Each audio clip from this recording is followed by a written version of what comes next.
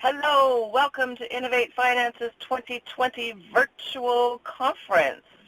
We're here live from the self-isolated studios of our respective homes in the midst of this global coronavirus pandemic, where for some of you, every day has become Bring Your Kids to Work Day.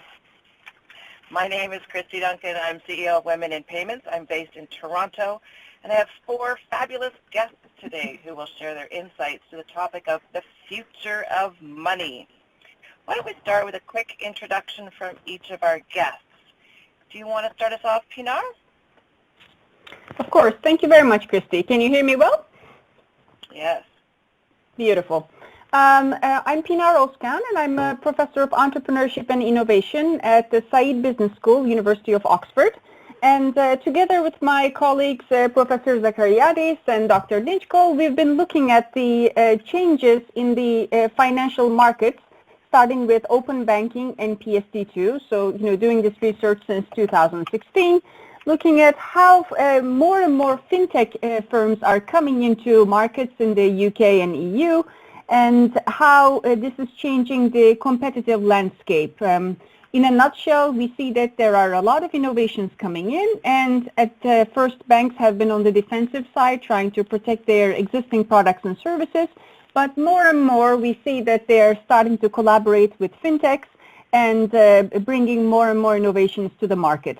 So overall, lots of research going on right now, also looking specifically more into AI-based fintechs currently and their struggle to get access to data. Looking forward to contributing to this panel. Thank you. Awesome. Thanks, Pinar.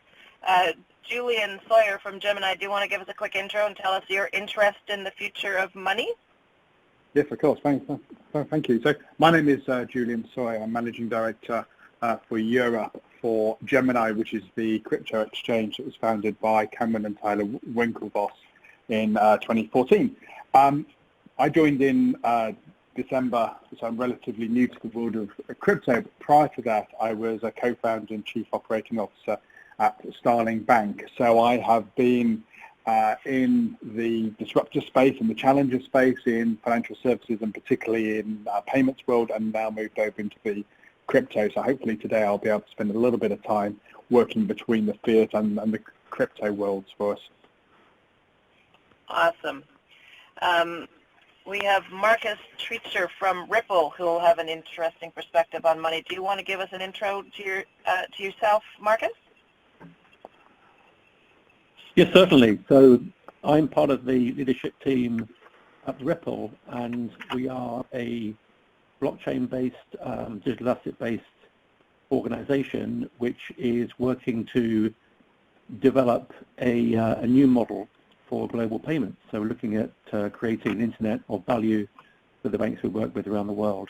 I worked in the banking and payments world for well over 30 years. So I spent a good decade at HSBC, decade at Citibank, with Accenture as well before then, and also I was on the board of Swift for 7 years. So I kind of got the old world, and I've been lucky enough to work with Ripple for the past 4 years. I've got exposure to how the fintech world is developing. Well, fantastic. So you're an old hand at Ripple. That's great. Last but certainly not least, Michael from ZN Group. Can you give us an intro and tell us your interest in the future of money? Well, yes, thank you, Kristy, and it's a delight to be here with such a distinguished panel.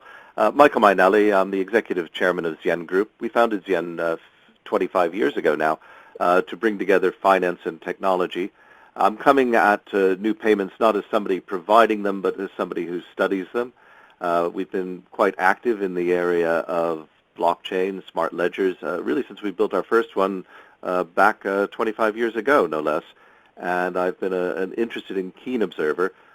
Most of our important publications really came out about 10, 12 years ago on the future of money, some of it done with the City of London Corporation and various research bodies here in the United Kingdom. So looking forward to our conversation. Fantastic. Well, this is great. We've got some fantastic perspectives from a wide range of different stakeholder groups in the ecosystem, and I'm really excited to to be moderating here. I'm hoping this discussion can cover both the wholesale and the retail payments markets because so many people have different views on the future of money. Also looking at domestic as well as some other global jurisdictions just to see what influences they may have and what's happening in other markets. But one thing I'm thinking that as we move forward and into this new world of digital currencies, if you will, and new ways of paying, payments are actually getting more intelligent. They're getting smarter. So it's no longer just a piece of paper that I give to you and it doesn't have any idea where it's been or where it's going. Payments now, as we evolve, are becoming much more intelligent and bringing information more about the transaction itself, but also where did that money come from and who's it going to, so we can actually track that a little bit more clearly. One of the things many of our audience will have seen is that in this new age of payments, we've got a number of really distinguishing factors. First, we've got new payment standards and infrastructures that are evolving both in the UK as well as globally. We have emerging digital currencies in a number of different flavors. We also have the emergence of new digital commerce platforms, many of which encompass or actually embed the payment. And some of those include B2B market platforms. Last but not least, we've got new players introducing innovations and new business models, the fintechs, the neobanks, the Alipays, etc. And this may further change in a post-COVID-19 environment. So I wanted to kick off the discussion by exploring new payment standards and infrastructures that are being built within the UK and in other markets. We got things like the NPA, SWIFT, GPI, Ripple, etc., many of which are dovetailing with the move towards open banking. So I wanted to get the panelists' views on how these new infrastructures will pave the way to the future of money and what potential roadblocks they may encounter, given that they're not all necessarily headed in the same direction, nor will they necessarily be interoperable. Maybe you could kick us off on this, Marcus? Yes, certainly. Thanks for the question. I think looking at the payment standards globally, there's kind of an elephant in the room, which is that the current standards network or the current standards people use around the world really is very fragmented and not fit for purpose. So to enable payments to become really effective and to do really good service for the global economy and society, you really got to rethink how we go about standardizing information, how we go about making a payment really come to life so that the information around the transaction, around the underlying activities is communicated with a payment instruction. So I think, again, an area that we're looking at very, very deeply at Ripple and we're deploying very quickly with several banks worldwide is to create payments which are delivered along with a very strong ISO 20022 compliant block of information which through blockchain can be recorded in an irrefutable way forever. And that really enables banks and payment companies to kind of rethink how they communicate payment information between each other in a way that makes it much easier for people and companies to receive money, to pay money in a transparent way, cross-border, with a very clear record. And that, it's good for everybody. It reduces the risk of financial crime and misuse of the financial system at source. And we think if we work this way and we can develop these standards in this way, then it takes out enormous costs from the payment industry because you're able to do compliance, checking, conformity to oversight requirements really at source rather than have to kind of overlay them as layers of cost and inefficiency over very old payment networks. So it's really about redefining the underlying rails and making them super open, super clear, and super standard globally. And then you can really develop the payment network globally. Awesome. So you're using existing standards in the ISO 20022, combining them with new technology to help us build a new rail on a global basis. That's fabulous. Thanks for that, Marcus. Michael, did you want to weigh in on this? Well, not weigh in. I think Marcus makes some excellent points there, indeed. And in fact, I sit on the United Kingdom's accreditation service. We're basically the regulator for ISO standards, amongst many other things, including laboratories. I believe the standards have a large role to play, but they are slow-moving, and this is a very fast-moving area. And I think that one of the tensions I constantly point to is the need for standards in payment systems is crucial. I need to be able to plug into you. I mean, you can go back to coinage and paper money for that matter and see the importance of standards. So that's one point. I think the second thing is that monetary infrastructure and new payment standards are typically built around either a government thing like a central bank or around some type of mutual like Visa, MasterCard, and SWIFT when they initially started. And it's this central third-party problem that I think is fundamental to analyzing this space. If you look at a central third party, there's a tendency towards a natural monopoly, and such natural monopolies are capable really of causing a lot of difficulty. So I believe that when we're analyzing this, need to look at the tension between governments like central banks and other central third parties. Thanks for that, Michael. That's great. Did anybody else want to weigh in on this before we go to audience questions? Pinar, Julian? I think the only observation to add here is I think historically in banking and in payments, the regulators and the organizations like MasterCard, SWIFT, etc., have really driven the agenda. And I wonder whether going forward, other institutions, whether that's Alipay or Amazon or Facebook, will start driving the agenda. And I wonder whether, as an industry, we're too slow to be able to adopt and drive. So it is a first mover advantage, and we've just got to make sure as an industry that we are the first mover, otherwise it will get taken away from us, I think. Yeah, that's a great point. Exactly, and I think exactly. What I wanted to say was just to expand on that point and just emphasize that as payments are becoming more and more global and platforms themselves are being connected to one another across countries and regions, there is an interesting dynamic between regulators previously not needing to work together to a great extent, and now having to coordinate much more in order to make sure that they don't play catch up, but rather actually define how payments are going to be executed around the world. Yeah, that's a really good point. Get ahead of that curve so that they get the first mover advantage. It's almost like I've heard this term, innovation by regulation, but having the regulators out front, which isn't typically the way we see regulators operate in many markets.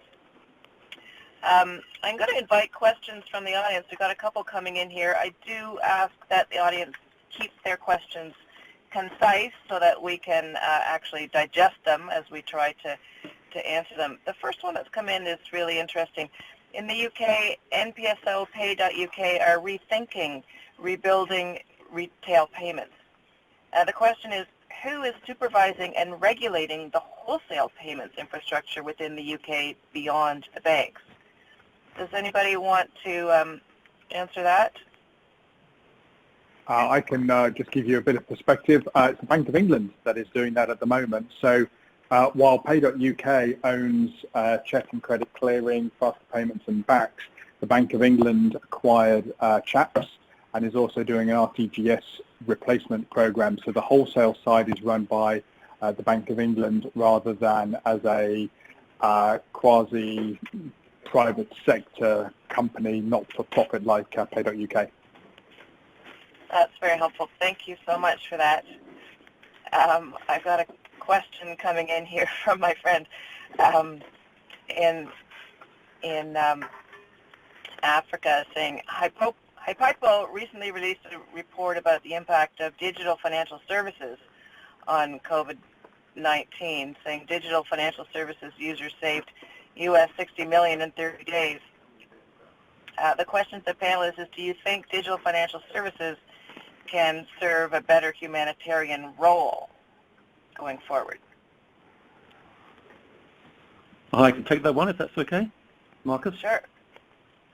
Yeah, so certainly the experience we had dealing in Africa, Middle East, Asia, and Latin America is that digitized payments, if developed properly with wallet technology, can really build reach among communities. So we think certainly that's an area where the current financial network is limited and constrained. So if you think things differently and you adopt digital methods, then it's possible to reach far, far further than you can with traditional networks. I guess also in the current COVID-19 situation within our own client network globally, we're finding those customers who are providing cash services to their own remittance clients are finding it very difficult. Handling cash is harder. People aren't comfortable with it. You've got to visit branches and malls which are shut. That's proving very difficult, whereas the digital players, app to app, are really picking up volume. So I can see in the current mode, digital financial services really having an impact. And also going beyond that, the ability to reach into parts of the world there where we've been underserved for a long time is very important. Thanks for that. Yeah, it's a good point. There is a growing aversion to cash within this COVID virus 19 situation because people believe that the virus could be carried on cash and are becoming less and less willing to accept it. We've got if I may add a point to ahead, that, Pinar. this time. So the digital payments, the trend to use digital payments to, especially in developing countries, to help the population make payments more securely, has already started a few years ago with the mobile payments. And we saw that especially with the M-Pesa and equivalents in other developing countries, we saw how that was actually really helping in rural areas where everybody had a mobile phone but no bank accounts. And so now with COVID-19, what we see is again, avoiding cash has become important, and digital payments are now taking another leap, if you will, in both developed and developing countries, and this is going to really be irreversible in my opinion.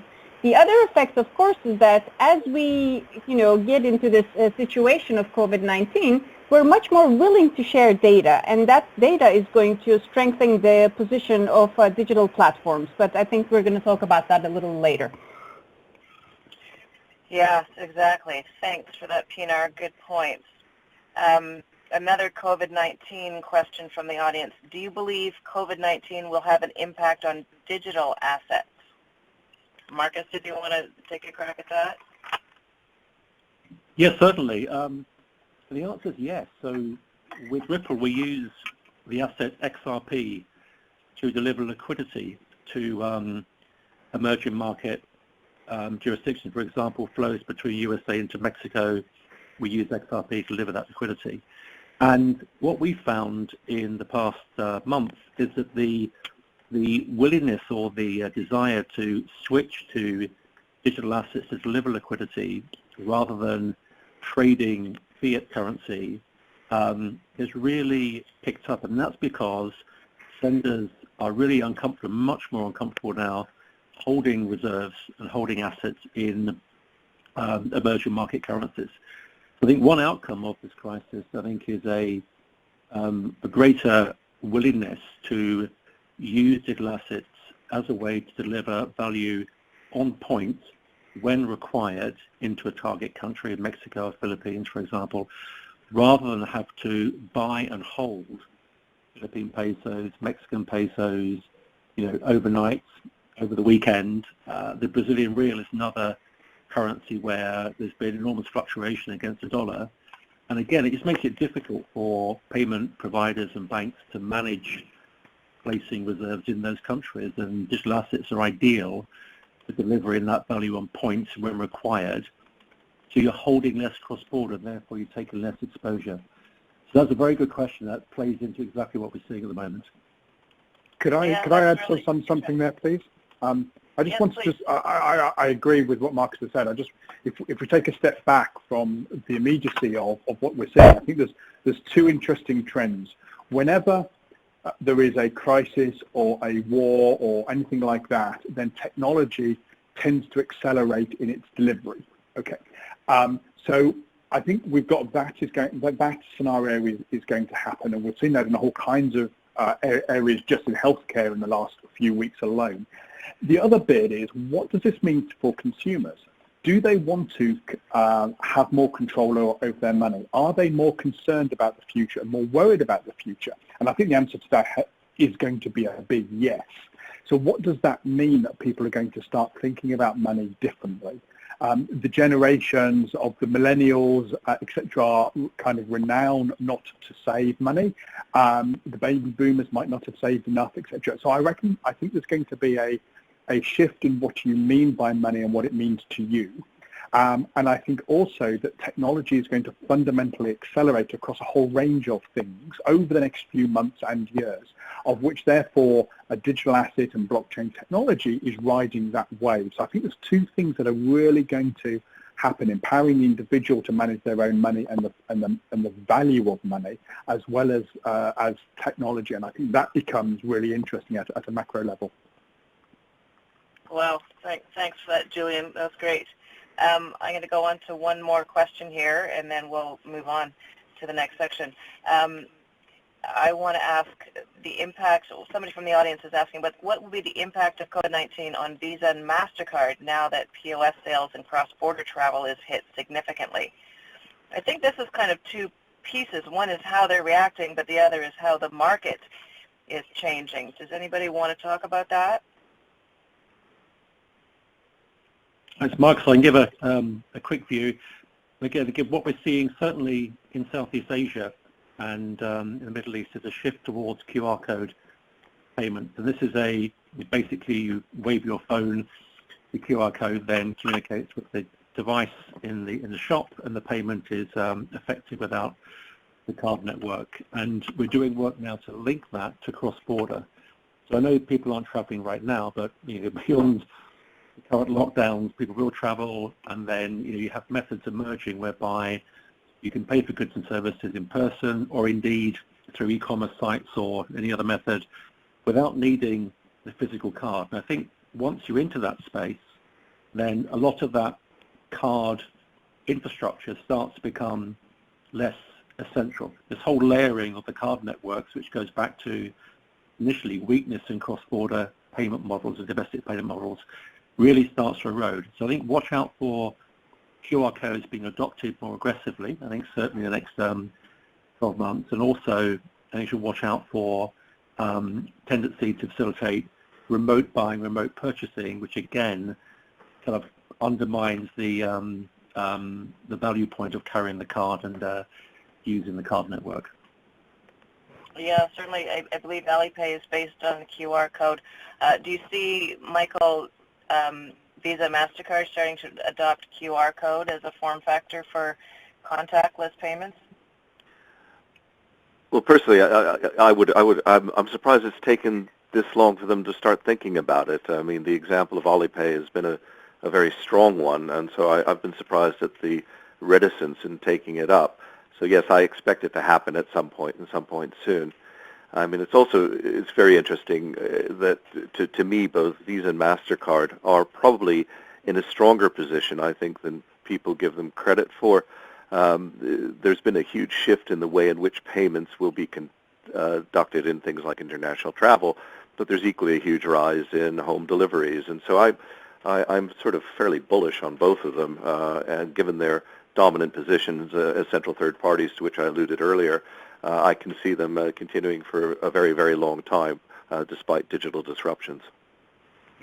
Thanks for that. Well, we've also seen Visa and MasterCard and Amex in many global markets increase their contactless limits so that people can actually make payments without having to enter a PIN or signature, for that matter, in some markets, so that it becomes a true contactless payment, which is more embraced, more supported in this COVID-19 environment. Mm-hmm. Okay, I think maybe Sorry, Pinar, go ahead. Just maybe a quick point to add that Visa and American Express, etc., have been making huge investments and making collaborations to go online and support platforms and really enable merchants to go across continents seamlessly. We've seen recent collaborations such as the fintech Wirecard working with Visa, and of course Ripple now also on our panel working with American Express. These are all signs that these giants are going there, and they are going to mostly focus on online payments, and this is the future. Yeah, it's really interesting watching this evolve, and it seems that a lot of this innovation is actually accelerating due to the new realities of our markets. I'd like to move on now to address the big elephant in the room, digital currencies. We actually, I think, have three different take on these. We've got cryptocurrencies, the Bitcoins, Ethereums, XRPs, etc. We've got stable coins, such as Libra, but that's changed of late. I just saw an announcement from Libra last week saying they've changed the initial scope of their vision, the scope of their initial vision to overhaul several elements of the project in an attempt to placate global regulators. They've now announced Libra 2.0, offering a set of digital versions of single currencies, such as the Libra dollar or the Libra euro. That will be backed by cash or cash equivalents plus a cash buffer. So interesting that Facebook is changing course there a little bit. But we also have central bank digital currencies, which are becoming closer to reality. I think their agenda was promoted, kind of fast-tracked after Libra's announcement last year, but we've now got some live pilots in the marketplace. The Swedish Central Bank, the Riksbank, has got a pilot, and the Bank of England also has a discussion paper out. So they are contemplating it and starting to get more serious about it. I think most of the mature markets around the world are embracing digital payments in one form or another. Certainly we've talked about card payments and mobile digital wallets, but we also have payments which are embedded in other apps. So in the corporate world, we're seeing a move away from cash and checks to a variety of electronic payment options, including B2B transfers, traditional wires, etc. But the majority of these are still based on fiat currencies. Can you tell us where you see digital currencies coming to the market in the coming years and how they may coexist with fiat? Who wants to kick us off there? If I could maybe kick in here, Kristy. Thanks, Michael. I'm personally a big fan of fiat. I think there's a lot of misapprehension and misdiagnosis in the sector. I mean, fiat currency is effectively a tax credit. It's been running very strongly for well over 300 years, pretty much in its current structure. The digitization of that has been going on for some time, and it certainly predates any of the popularity of these other currencies. Cryptocurrencies, well, we're buying and swapping random numbers with each other. I feel that, if you want to sit in the dark and swap numbers with other people, that's great. But it has no backing and no intrinsic value to it. And I believe a lot of the cryptocurrency people are kind of crypto cockroaches in the same way that we've kind of got gold bugs out there. So that's a bit contentious. Then we got the stable coins. These are basically baskets, and baskets have traditionally not done very well, whether they're SDRs or the WOKU, which was a big thing here 20 years ago, the World Currency Unit.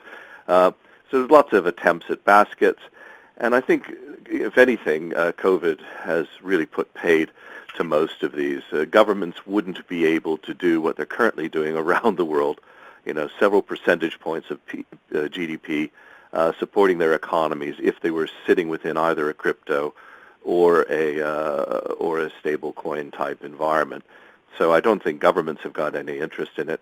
And as far as the crypto bugs if you listen very carefully to what either the Chinese or the Riksbank or the Bank of England are actually saying, they're saying we might use a few technical elements which are in cryptocurrencies, and really all they're talking about is potentially time-stamping some of it onto a distributed ledger, but they won't be using the ledger. It's a direct account with the bank. And that, I think, has got lots of imminent changes in it, but they're not the changes of kind of free market libertarianism. Can I jump in? Yes, please. I think, first of all, I think if we take, again, a macro view here, I think what we've got happening right now is effectively a perfect storm where we've got the regulators who are starting to engage in the topic of blockchain and cryptocurrencies. We've got consumers starting to move out from those innovators and those early adopters into starting to see the signs of that.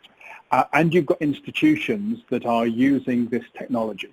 And I think one of the big challenges that we in the crypto industry have got, and I think we in the financial services industry has got, is really to understand what do we mean by cryptocurrencies. So, you know, blockchain is a piece of technology. If we think that is a solid, reliable piece of technology, which I think most people do, then it's about what are the applications of that. And there are numerous applications, and I'm sure Marcus can talk about what he's doing, and you've got things like Bitcoin out there, but you've also got other applications which is maybe supporting smart contracts, it's maybe abilities to pay. And I think what you've also got throughout all of this is a general acceptance that this is going to be here. It's got roles to play.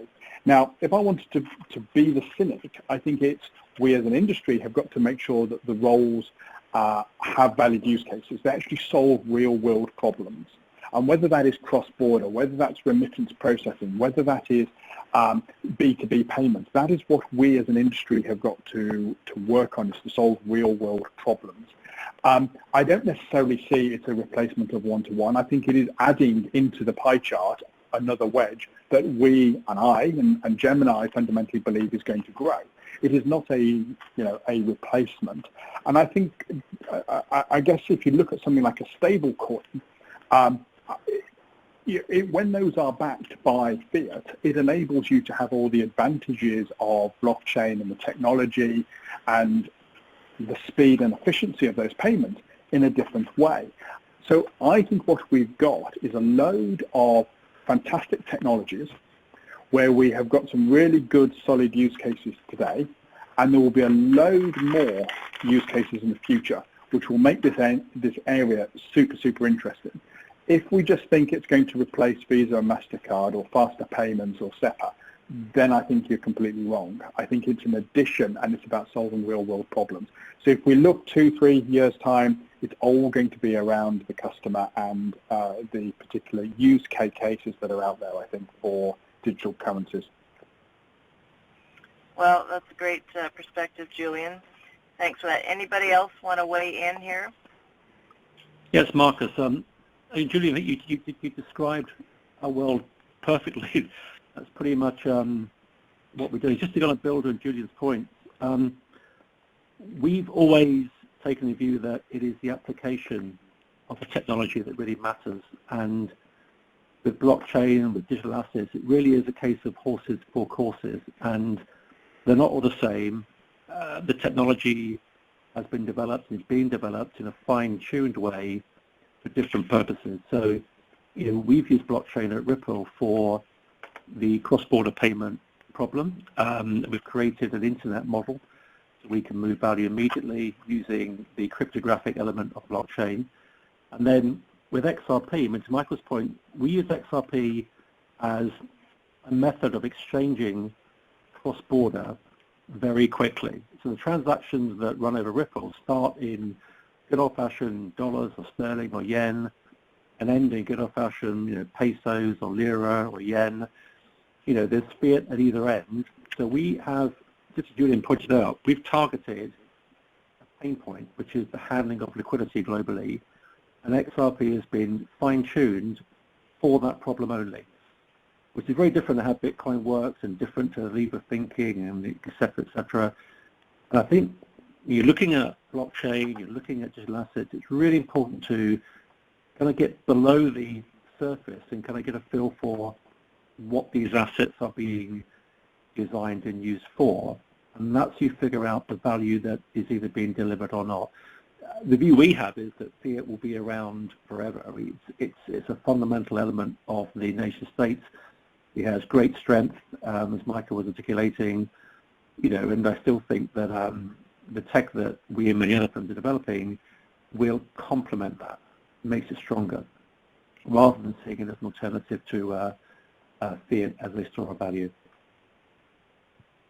Well, I agree that the central banks have a vested interest in maintaining their fiat currencies because they're, clearly one of the main levers to manage their monetary policies, and then have hence their own financial and economic strengths. But perhaps where we are going with this is, as Julian suggested, was having the digital currencies become just another piece of the pie. So we've got different alternatives, and I agree with Michael that fiat currency will never disappear. There's too much vested interest in that, and there's a lot of trust in a lot of the major currencies in the world. Maybe not so much some of the developing world. But I guess the question is, from my end, how much do we see this going down market? We're certainly seeing it at the wholesale level. Some, Ripple's got a lot going on in the wholesale level. But what about in the retail and consumer level? Do we see digital currencies being adopted there at any point in the near future? Yeah, if I can take that one. The focus we have is on retail remittance and small company flows. So we work with large banks, we work with small payment providers. The flow we currently have running that uses XRP into Philippines and Mexico, for examples, these are mainly flows for individual to individual, small company to small company. So we're already touching the small guy in this model. And it's actually a really important point because I think the future of cross-border payments is going to be shaped in the retail sector and the small company sector. And they'll be shaped in Africa, Middle East, Far East. That's where it's all happening. The wholesale world, in comparison, I think will be slower to move. It will be a follower of what will be created and innovated in the retail and small company sector. But that's where we're seeing actually a lot of usage of the XRP currency. Well, that's great. Thanks for setting me straight on that one, Marcus. I think it's time to take a couple of questions from the audience. One is, I sense there's a risk that the UK is too internally focused on the UK, such as a global matters. So, on such a global matter. How do we see the landscape developing, and perhaps do banks or participants need to look to drive the agenda rather than risk a slow regulatory response? I'm happy to pick that up. I would probably dispute the first part of the question, actually. I think if you look at some of the components of financial services, the UK has led the world in terms of instant payments and faster payments, which we all think is pretty standard in the UK. It's been around for 10, 12 years. There are still many, many countries that don't have it. There are a number of fairly mature economies that have only just got real-time payments, like the United States, like Singapore, like Australia, etc. So we do lead the way in a whole range of things. We also have got an amazing fintech culture in the UK. And a lot of my time has been spent in Europe, where a lot of Europeans will look to the UK to understand what is happening, how to do things, and the way of delivering innovation to consumers. And I think it's pretty telling that, when Gemini wanted to go global, their first office was in London. And that is once we all knew about Brexit, we knew everything else that was occurring, but it's very clear the UK is a major financial services centre globally. We have a regulator that is engaged in a whole range of different things, and particularly with the FCA sandbox as well. Could they do more? Of course. Could we do more? Yes. Could the government do more to help? Absolutely. But I don't think we should underestimate the very vibrant skill set and capability that we've got within the UK and that inherent skill set that we have got. So I don't see us being left behind. I see us, we've got an opportunity to drive the change agenda going forward. Well, I would have to agree with you. Sorry, go ahead, Pinar. Yes, thank you, Kristy. I just wanted to agree with Julian and also, give the example of open banking and PSD2 more specifically. These two sets of regulations were the pioneers in the world, and not being disadvantaged by the multiple country standardization issue, UK has really led open banking, and our research in Canada, US, and Australia show that all of these countries are looking to the UK to learn the lessons and best practices, and also understand how regulators have been able to foster the market with so much fintech activity. So I definitely agree with Julian on that. Yeah, I would have to agree. I'm sitting here in the Canadian market and looking at the UK as a huge leader in this, and we're wanting to learn from you, and it goes back to my earlier point of innovation by regulation. The regulators are really pushing the UK to be leaders and to rethink the way that we deliver financial services and to open up the market to enable further competition. I'm going to have to move on to the next question, which is another elephant of a topic, and that is platforms. On our prep call last week, we discussed how platforms like Google, Amazon, even Alipay, perhaps also many B2B platforms, are emerging and gaining market ubiquity, often embedding the payments right into the transactions. Let's talk about your thoughts on the role that these platforms will play in the trend towards embedding payments and how they may evolve in the future. Pinar, do you want to kick us off there? Of course. Thank you, Kristy. So platforms are definitely disrupting many different sectors, and finance has been one of the few that people said, they're probably going to stay away from it because they don't want to be regulated giants like the incumbent banks. However, what we see is that especially with the new sets of regulations coming in, such as open banking, PSD2, both in UK, Europe, and around the world, we see that banking services are being unbundled, and as part of that, a lot of platforms are coming in, taking some of those services and integrating them into their offering.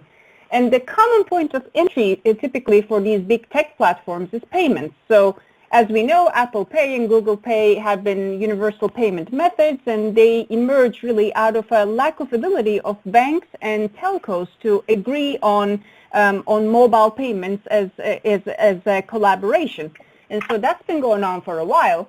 And in addition, what we see is that those platforms that already have peer-to-peer aspects, such as Google and Facebook, they do peer-to-peer payments.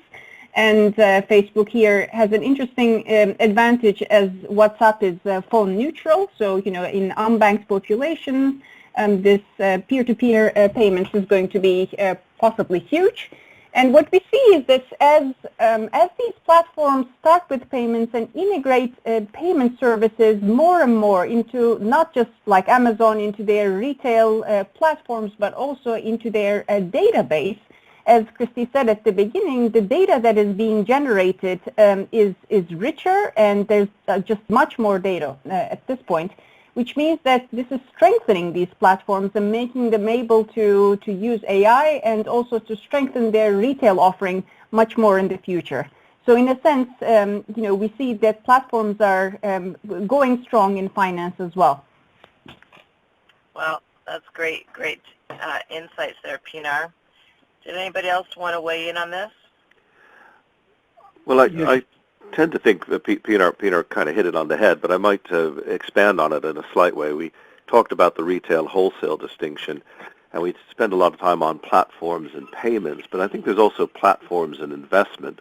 And certainly what I've been seeing, I believe intentionally, in sort of Alipay and Tencent is the idea that maybe the traditional wholesale Western view of finance, that we have a bunch of silos for asset management and investment all might disappear, why shouldn't we be retailing investment as a service? So I run into you, Kristy, at a bar, and you give me a hint that I ought to be investing in healthcare in Asia, and I go on to my ETF, which I've just plucked off of Amazon, and stick some cash into it. And I think there's some real potential there that other countries are looking at. And I think in the West, our regulation constrains us. So I think it could be intriguing to see a distinction between those platforms that allow people to invest and those that are focused really just on consumer retail services. Yeah, I think that's a great I would just point, like to Michael. add. I'd like to add just another layer on this. I think what we're seeing is the provision of financial services now being separated into a series of layers. And so we talk about Apple Pay, Google Pay, even the Apple credit card. Actually, they are running on different layers, which is whether that's Goldman Sachs doing some of the underlying banking services, or it's over a Visa and MasterCard rails, et cetera, et cetera. So what I think we're seeing is we're seeing a distribution coming from some of these players. And as Michael said, I think that's kind of interesting, whether I can buy an ETF off Amazon. But actually the execution of that and the manufacturing of that and the compliance and regulation of that is sitting with a regulated entity, which is typically a bank or an e-money institution. What I think is super interesting is I've been asked this before when I was at a bank, and they said, well, isn't Amazon or Apple going to become a bank? It's like, if you understood the liabilities personally and as an organization you have as a financial services organization, why would you go there?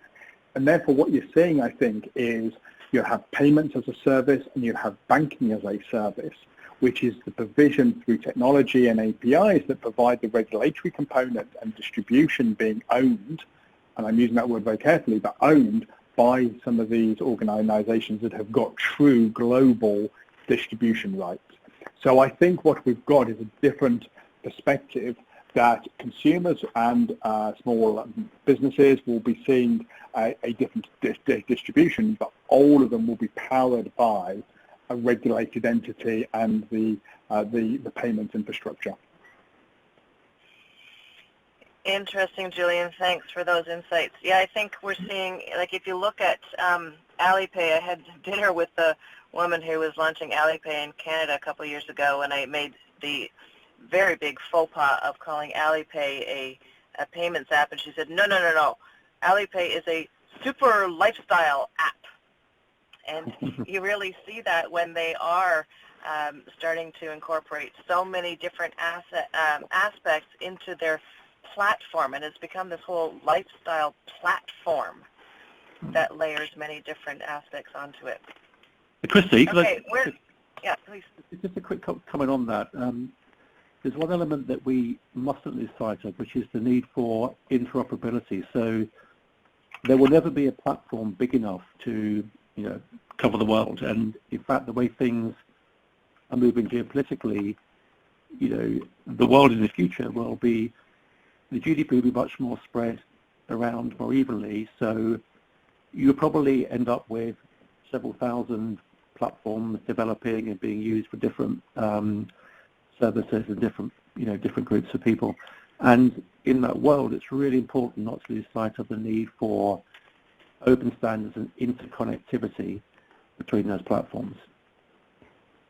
Well, that's a great point, Michael, and I might point to the whole interoperability or lack thereof with the Apple platform, because they've decided their strategy is to become, they want to become the, a very self-supporting, isolated, albeit omniscient, omnipotent platform. So it'll be interesting to see how that evolves. We're getting close to the end of our time. Pinar? Yes. Just wanted to add a point to that. I think it's quite interesting to look at these platforms and see how some of them have been insisting on selling their hardware and both collecting data and enabling payments and other transactions through their own hardware, and others that are much more hardware agnostic. The comparison would be Google versus Apple here. And it's really interesting to see how some of those choices and different points of focus have really kind of limited the interoperability of these platforms. Yeah, no, absolutely. It's going to be an interesting thing moving forward, and it'll be interesting to see if the regulators step in at all to start encouraging more interoperability to some level or another. We're getting close to the end of our time now, 10 minutes left, so I'd like to look a few years forward, and I'm certain we've all seen many innovations in the area of digital payments in the past few years, but it's guaranteed that many more are to come. What I'd like to suggest is we get each of you to share what innovations you might expect to see over the next few years and how current players and users might be impacted in the various markets. I'm going to give each of you 2 minutes. Who would like to start? Michael, why don't we start with you? Yeah, I'll start. Actually, I'm terrible at predicting innovations. I tend to think that they're already here, to use the old William Gibson quote of a distributed future. Personally, if you had to look at innovation, I'd go back to the central bank digital currencies. I believe that these are coming, and I think they'll be underwhelming in one way. They really won't particularly change the payment scene much for the consumer. You'll have a bank account with effectively with the government, and the government will find this very useful in a post-corona world for negative interest rates, distributing monies to you, etc. I think where it's going to be overwhelming, though, is in relation to credit. The government has effectively seized the reins of credit, and this will lead to a huge discussion, which probably should have been the discussion we held after the financial crises of 2007 and 8, on what is the role of credit in a modern economy. And I believe that the real change there could be sort of fractional reserve banking getting a serious kick in the teeth, or perhaps even its demise. So whilst people have been talking about the demise of banking because of better payment services, which hasn't really happened, it's only been at the fringe of some international payments, the real death blow might come from a central bank digital currency where society begins to question, why is it that we give banks this special privilege over what is effectively our own tax credits? Well, thanks for that, Michael. Julian, did you want to give us some thoughts where you see this going? Yeah, I mean, I think if we look at the future of money, I think seamless payments will become more and more, and the only example I would give is Uber. We're going to see more and more examples where the payment is part of the transaction of the purchase or the consumption of a service, and I think that is going to be super important. I think we should stop talking about the technology and start talking about the use cases, and really help consumers and businesses doing payments better, cheaper, more efficiently, and whether it's an ISO or blockchain or an Ethereum, it doesn't really matter, the underlying technologies, to the public and to businesses, and we need to think about how we really focus on the customer. And I think if we look at real-time payments, which we've touched on a couple of times already in the last hour, that is going to become more and more across the world, and that is going to drive the next generation of fintech, and whether that is going to be digital currencies or fiat currencies, it's going to be both in my opinion. But I think what we're going to find is a load of very exciting, innovative companies and ideas that are going to start the next generation of fintech, which is going to use these digital assets and create some amazing inventions that we haven't even thought of. And that is going to be fantastic to be part of that industry over the next few years, where people are going to link into exchanges, are going to link into different technologies and create something for consumers and for businesses, and that is going to be super cool to be involved in. I love it. If you build it, they will come. It's just like the internet 30 years ago. No one knew at the time that we were going to be doing Facebook and Amazon on the internet. It was just something that we conceived and thought, okay, let's see where this goes. Awesome. 2 minutes. Marcus, do you want to weigh in on where you see payments and digital money going in the future? Yeah, sure. To build on those points, what I see is the emergence of an internet of value. What I mean by that is a network of exchanging payments and value worldwide, where the way money will move will shift from being fairly low volume with high chunks of value moving back and forth around the world to very, very, very high volume payments of micro amounts. And what's happening is that the growth of the digital economy, you pointed out digital commerce, etc., and the new apps, new models emerging, it's driving a demand for immediate flow of value, both domestically and cross-border. We heard Uber mentioned many more models which are working cross-border. It demands a way of sharing value and moving money, which really isn't in the fabric of what's there today.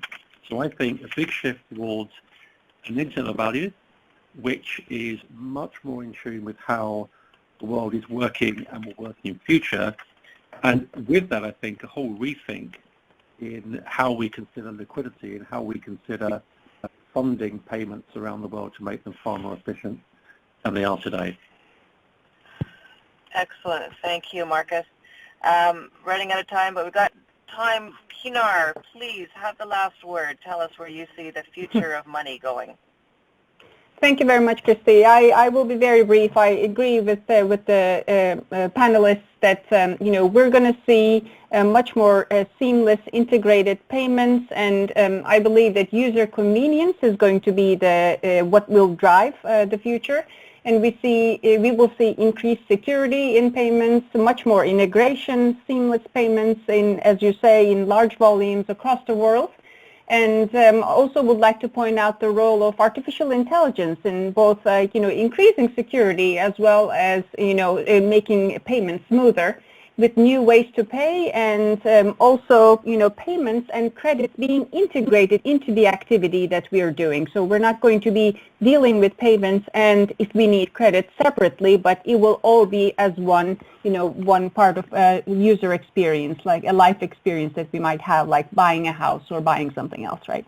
So overall, definitely a good future and lots of innovations for user convenience. Thanks so much, Pinar. Well, we've had an absolutely fabulous discussion with some really, really keen insights. Just to recap, we've talked a lot about interoperability and standards and how they should play a key role going forward, both domestically as well as globally. We talked about seamless and embedded payments and how they will help to improve the customer experience.